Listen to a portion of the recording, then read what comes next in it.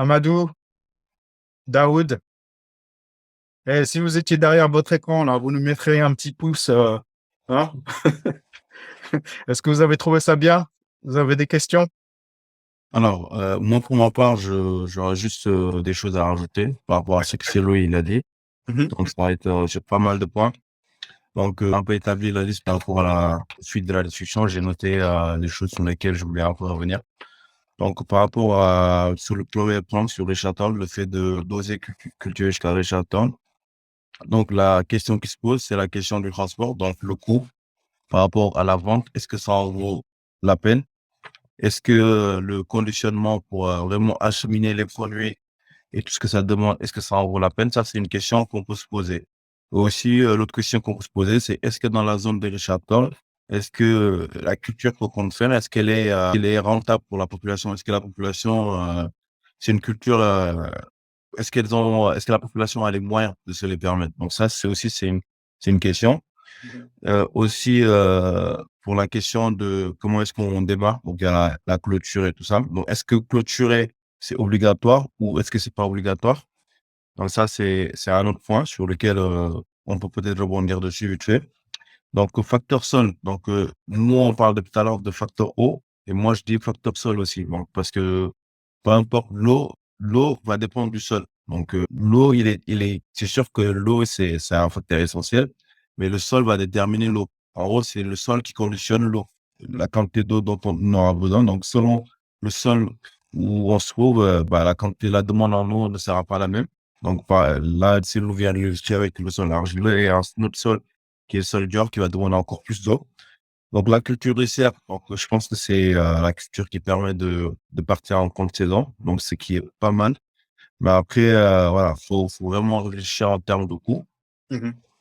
Aussi, pour les terrains, donc, il y a Abdoulaye qui avait soumis l'idée de faire une sorte de location. Mais est-ce que ça en vaut vraiment la peine? Parce qu'après, on sait très bien que au niveau de l'inflation du prix, ça va très vite. Ça va très vite. Et est-ce que la personne avec qui on a discuté dès le départ pour justement une location achat, est-ce qu'elle, elle va vouloir maintenir si elle voit que le terrain, il y a une inflation et que là, maintenant, la culture, ça marche, est-ce qu'elle va vouloir toujours vendre? Donc ça, c'est l'autre question. Et l'autre point aussi, il y a aussi le point sur comment viabiliser le terrain. Donc, faut qu'administrativement que le terrain, qu'on puisse se l'approprier. Donc, c'est pas seulement faire la culture, c'est vraiment faire la culture et s'approprier une terre qui nous appartient. Donc, il y a ça. Il y a aussi, le calcul du relief du sol. Donc, si c'est un sol plat ou un sol pas plat. Aussi, le calcul de la pluie. Est-ce que pendant la saison sèche et la saison des pluies, est-ce qu'on risque pas des inondations? Donc ça, c'est aussi des questions qu'on peut se poser. L'autre point sur lequel aussi on n'a pas trop insisté, je pense, c'est aussi sur la question de comment on fait marcher un forage. Donc un forage, c'est un forage qui marche soit avec un groupe électrogène, si on n'a pas d'électricité. Donc, soit vraiment, faut se procurer l'électricité. Donc, est-ce que le terrain qu'on va acheter, est-ce qu'on a un accès à l'électricité ou pas? Donc ça, c'est une grande question aussi qu'on doit pouvoir se poser Mhm. avant de se lancer. Et aussi, le fait de savoir, est-ce que c'est plus judicieux d'avoir un terrain qui est proche de Dakar ou qui est éloigné de Dakar? Donc ça, je retombe sur la première question. Mhm. Savoir si c'est plus judicieux parce qu'on sait que la concentration de la population, par exemple, on prend, parce que là, on est en train de parler du Sénégal, elle se trouve à Dakar Mhm. qui quasiment tient plus de 40% de la population, voire 50% de la population. Donc, est-ce que mieux vaut pas se rapprocher d'un marché aussi important que ça, ou est-ce qu'il faut aller plus loin? Donc ça, c'est une autre question.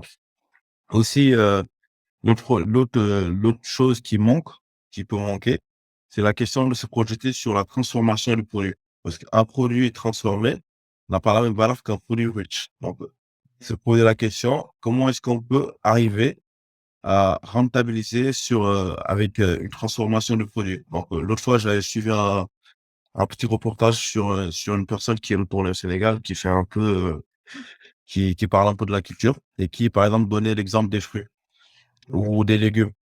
Les fruits et légumes, quand on les vend comme ça, juste après la culture, Par exemple, je dis un prix, c'est par exemple 200 francs. Mais il suffit de prendre le fruit ou le légume, de l'éplucher, de le mettre dans une boîte et de le vendre à 600 francs. Donc, ce qui veut dire que le prix, il a doublé c'est un prix multiplié par 3. Mhm. Alors que si on regarde le coût que ça nous a coûté, peut-être le bol et tout l'emballage et tout, ça nous a coûté 200, ce qui fait 200 plus 200. Donc, on a une marge de 200 encore. Sans compter la marge qu'on a déjà eue sur le produit, dès le départ. Donc ça, c'est une question sur laquelle aussi il faut essayer de réfléchir.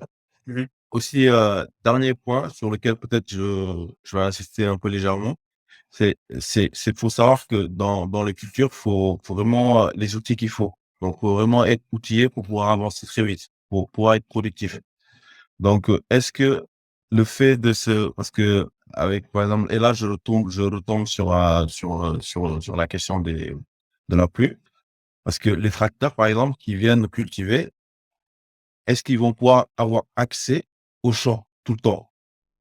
Donc ça, c'est une grande question. Est-ce qu'on est donc tout ça, c'est les paramètres que je pense que la personne doit étudier en profondeur pour justement essayer de se lancer, vraiment assez adéquatement pour justement essayer de tirer le plus de profit possible. Parce que l'autre fois, j'ai eu l'anecdote avec Cielo. Je l'accompagnais au champ, mais on a été obligé de s'arrêter à un moment donné parce que la route a été coupée en deux par la pluie. Et du coup, il y avait un monsieur qui avait son tracteur qui était de l'autre côté, qui pouvait pas le récupérer. Donc, ce qui fait que, en gros, le monsieur là, s'il fait le prix qu'il va appliquer aux gens qui sont de l'autre côté du cours d'eau qui s'est formé ne sera pas le même que le prix, des gens qui sont juste avant. Mhm. Parce que lui, il va calculer, le danger par rapport au tracteur et vraiment, tout ça. Donc, c'est vraiment des facteurs, je pense, sur lesquels plutôt la personne qui va investir au niveau de l'agriculture devrait pouvoir réfléchir. Et là, je passe la parole un peu à Célou ou même à celui qui veut réagir par rapport à ce que je viens de dire pour justement essayer de donner plus d'éclaircissement si j'ai loupé des choses. Alors, pour répondre sur l'achat différé, on va dire, euh, moi, je serais d'avis de trouver un accord avec un membre de sa famille pour commencer, plutôt que de trouver un étranger qui serait potentiellement intéressé, parce que c'est vrai qu'on ne sait pas si cette personne ne changera pas d'avis plus tard. Par contre, si c'est un membre de la famille, on a toujours moyen de rester, on sera toujours en relation, on sera toujours en accord. Enfin, tout dépendra bien sûr des relations, mais j'aurais tendance à m'approcher de la famille d'abord. Ça, c'est mon avis. Du coup, sur ce que tu viens de dire, est-ce que par exemple, une personne qui n'est pas dans la possibilité ou par exemple, et qui n'a pas un membre de sa famille qui est dans les cultures, comment elle fait? C'est ça la grande question du coup. Mm. Peut-être qu'une personne peut avoir un autre qui est dans sa famille, ça peut bien s'arranger, donc ça c'est coup de chance. Mais une personne qui veut se lancer, qui connaît personne, comment est-ce qu'elle elle fait? Donc c'est une grande problématique. Donc, et là, moi, je pense que le discours qu'on doit mener, c'est un discours d'une personne qui part de rien, qui vraiment n'a pas d'outils, qui vraiment doit s'outiller par rapport à ce qu'on va dire Mm. pour pouvoir se mettre en place. Mais Mm. pas une personne qui va être, entre guillemets, qui va avoir un babysitter qui va l'aider dans la poursuite de ses projets. Ouais. Le, le, les difficultés ne seront pas forcément les mêmes. Donc voilà, c'est par rapport à ça que je Ouais. tenais à le souligner. C'est clair, tout dépendra du budget, à mon avis. Euh, Moi, j'aurais tendance à partir sur un petit accord où il n'y aura pas beaucoup de risques, même si la personne décide de changer d'avis plus tard. Toi, au moins, t'auras créé ton exploitation, t'auras appris, t'auras eu un investissement minimum au début. Tu sais, imagine, tu achètes un terrain à 16 millions et tu te rends compte que finalement, c'est pas le bon emplacement, ça marche pas comme tu veux. Tu te dis, waouh, j'ai mis 16 millions et je viens juste de démarrer. Alors que si tu t'associes avec quelqu'un qui a déjà un terrain, tu apprends le métier, tu constitues ta petite bourse et après, tu pourras aller acheter ton terrain. Ça peut être le terrain où tu es déjà ou un terrain à côté. Ça, c'est ce que je ferais personnellement. Euh, Sur les autres points, celle-là, tu veux commenter? sur la distance. Pour le terrain, Mhm. euh, euh, là, il s'agit de terrain, il faut se lancer. Parce que normalement, ici, les terrains, si tu arrives à acheter ça à 16 millions, euh, dans 2 ans, 3 ans, tu peux vendre ça plus. À peu près dans les 18 millions ou 20 millions ou plus. Donc, tu ne perds pas. Mhm. Mm. D'accord. Donc, mieux vaut l'acheter dès maintenant que d'attendre. Après, on va te dire que ça coûte 20 millions ou plus. Parce que Mhm. même nous, on avait programmé mais au début, on s'est dit non, c'était trop cher. Au lieu d'acheter ça au début, on vendait ça vers les 3 millions. Après, ça a grimpé vers 5 millions 500. Et hop, on a dit au propriétaire de nous vendre ça à 4 millions. Il a refusé. Et il y a d'autres gars qui ont acheté le terrain.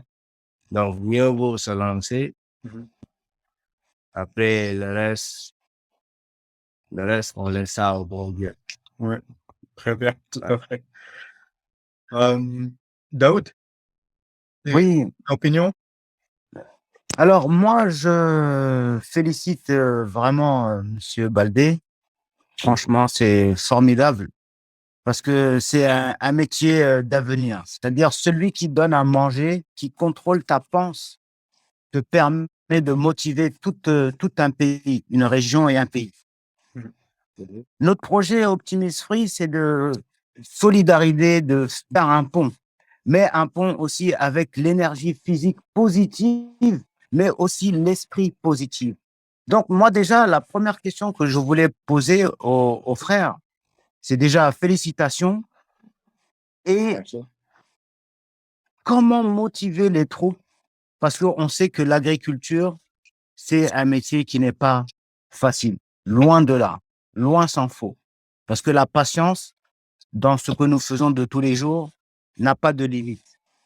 Et comme on dit aussi, c'est comment tu prends soin de la terre, elle sera récompensatrice envers toi, suivant comment tu t'organises, comment tu mets ton cœur.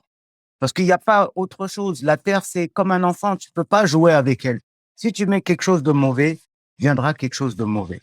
Mais ce que nous voulons travailler dans Optimis Free, c'est l'esprit de nos concitoyens, qu'ils soient occidentaux ou africains. Mais on ne se cachera pas que nous voulons beaucoup aider nos compatriotes, qu'ils soient du Sénégal, de la Gambie, de la Guinée ou autres. Mais nos frères africains sont, dans certains conditionnements, amenés à voir une certaine façon que nous ne pouvons plus tolérer aujourd'hui. Et il y a beaucoup de débats à ce sujet. Je ne vais pas ouvrir le débat.